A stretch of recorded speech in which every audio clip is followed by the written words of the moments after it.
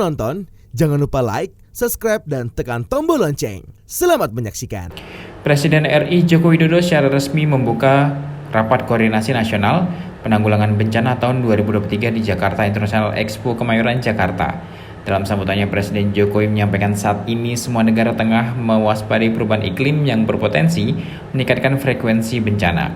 Presiden mengungkapkan frekuensi bencana di Indonesia naik 81% dari 1.945 bencana di tahun 2010 menjadi 3.544 bencana di tahun 2022 yang meliputi banjir, letusan gunung berapi, tanah longsor, gempa bumi, serta bencana alam dan non-alam lainnya.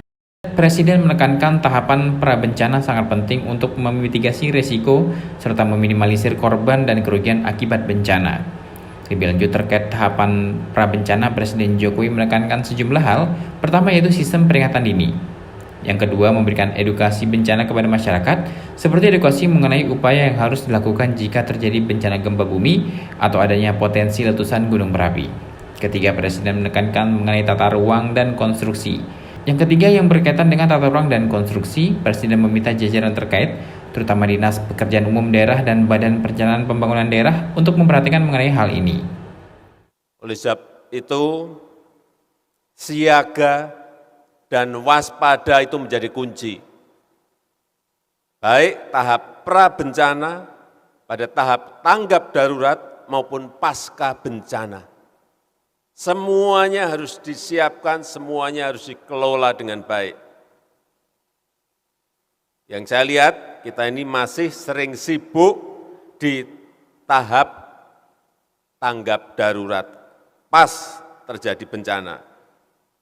Padahal yang namanya prabencana, tahap prabencana itu jauh lebih penting.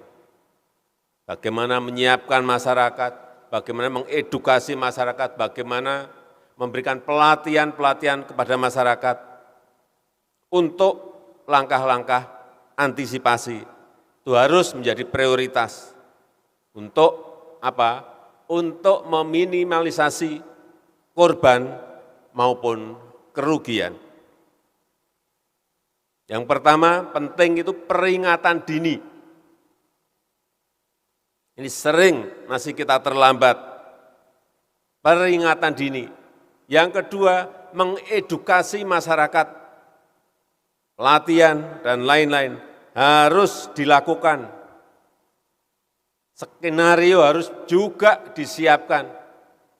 Kalau pas terjadi misalnya gunung berapi, larinya kemana? Kalau pas ada gempa bumi, larinya kemana? Seperti ini secara detail yang sering kita abai. Pas ada bencana ya kita pontang-panting, begitu sudah rampung, ya rampung. Lupa bahwa yang namanya prabencana itu lebih penting. Mengedukasi masyarakat, memberikan pelatihan pada masyarakat itu jauh lebih penting. Sehingga masyarakat tahu kemana akan lari, kemana akan berlindung.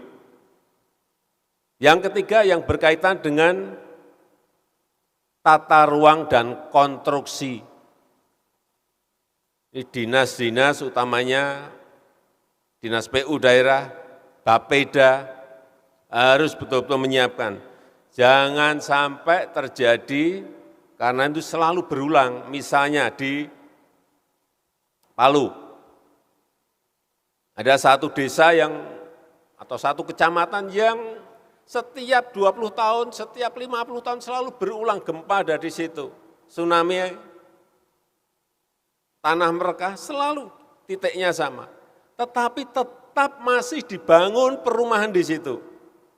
Kleru apa kleru?